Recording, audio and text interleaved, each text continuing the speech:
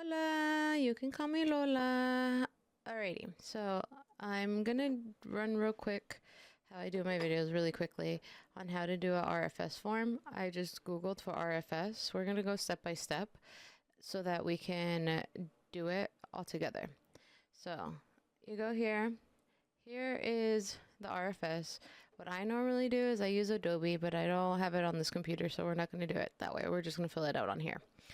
So what you're going to do is first you're going to find out where this information is, and where that is, it's right here on your HSRM page. You go to HSRM, you log in, click on the veteran that you're going to use. I blocked this out because this person, obviously I don't want their information to be shown. So what we're going to do is, I think that's enough because we don't need anything over here. We just need this part of the RFS to be filled out with that information.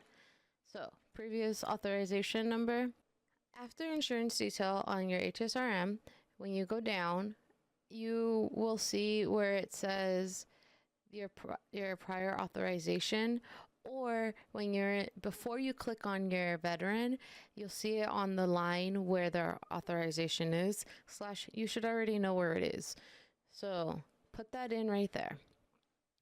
It's VA 004, whatever it is, right? Today's date. I put the date that I'm actually going to send the RFS form. I don't want to put like a random date and then like send it 2 days later, because then it's just random. I like to put the actual date that today is. Then you put their first, middle, last name. So I'll do my own name.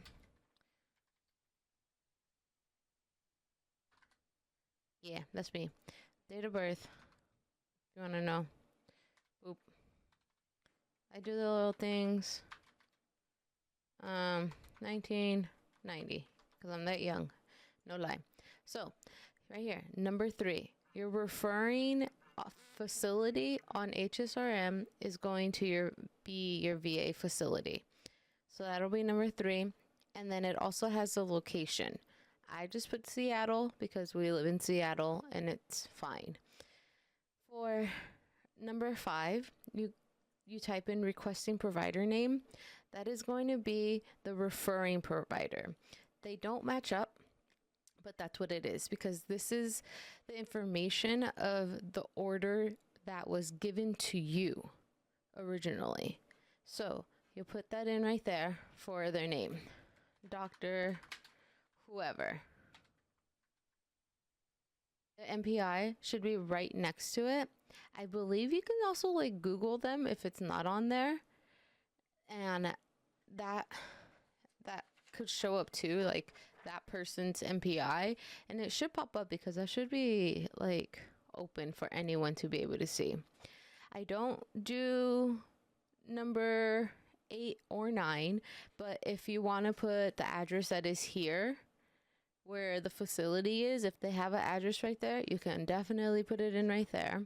So right there, I just leave that one blank. I don't do 8 or 9, like I said. Number 10 is going to be right here, their phone number. Number 11 is a fax, right here. Number 12, no, just leave it blank. Don't do anything. So then number 13 is going to be the priority. It says right here, urgency, but it is just a priority, which is normally routine. Click. So, phone number. 818, bop, bop, bop, bop. Fax, 1-800, call them. So then, right here, for number 14, you're going to find that as a provisional diagnosis on the HSRM. Right here. Whatever it says right there, just copy paste that over here. Normally, it's like M54.50 lower or low back pain, unspecified.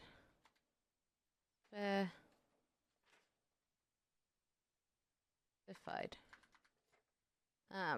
So then right here on number 15, Date of service or anticipated length. I always do 12 visits. 12 visits, 12 appointments, 12 whatever you want to put right there. I put the 12 massages that I'm wanting right there. Number 16, the CPT code. That is the 97124. Massage therapy.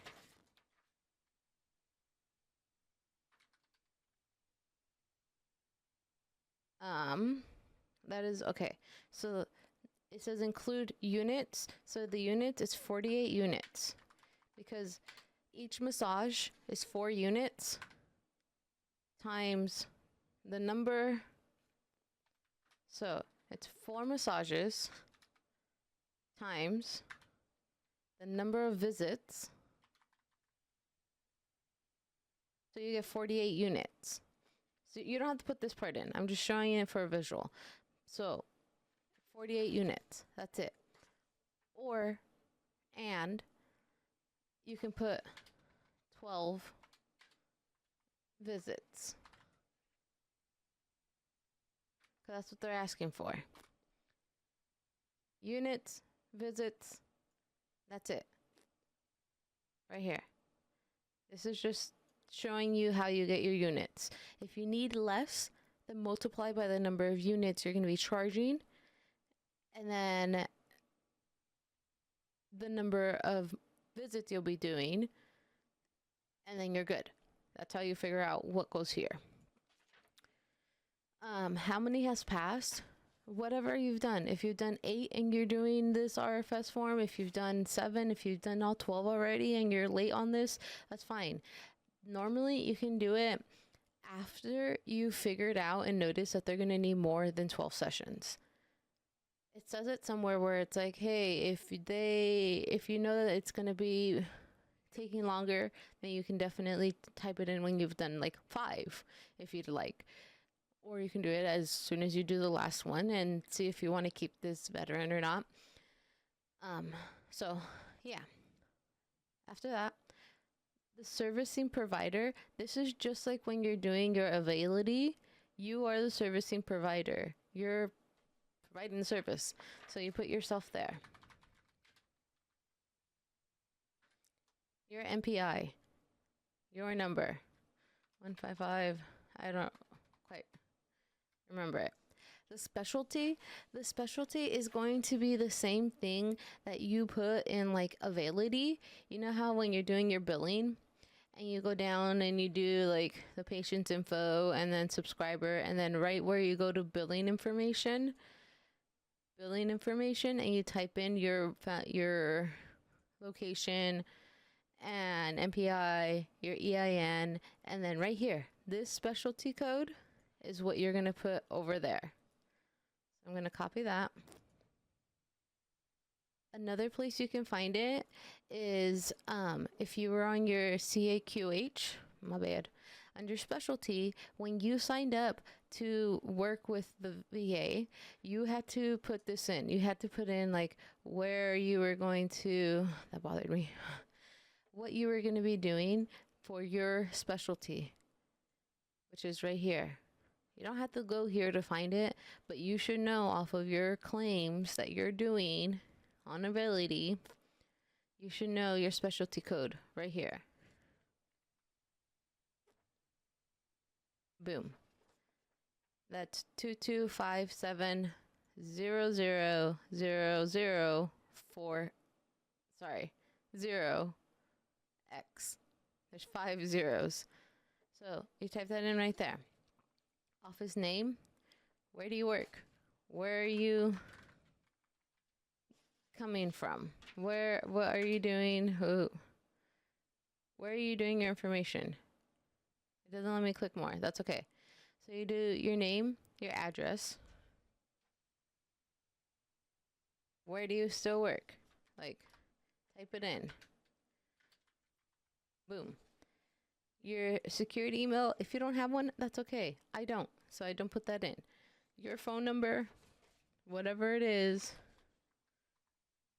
that they can reach you at and that they have on file for you is a number you're going to put there. Same thing with the fax. If you have a fax, I use SR fax because I find it easier to get an email, and I don't have an actual fax machine. It's easier. Well, my printer does, but I don't use it. You're going to leave this section mostly blank because this is nothing that refers to you. The only thing that does is right here, number 30, you're going to go to additional office visits. List number needed. You need 12 more. You need 5 more. You need however many more you need. This is the only line you're going to fill out on section 4. That's it. So then you keep going. I did want to mention really quickly, if you are doing a different specialty, like if you're doing physical therapy, if you're doing something else, then number 16 is going to be different. You're going to do whatever code you're charging, you're using, whatever that is, goes right here. Same thing with the specialty. Whatever that is in your specialty that you're using with your availability specialty code is what you're going to put in right there. I do massage, I put massage.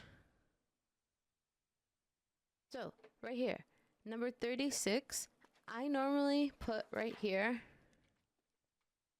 medical notes attached in fax.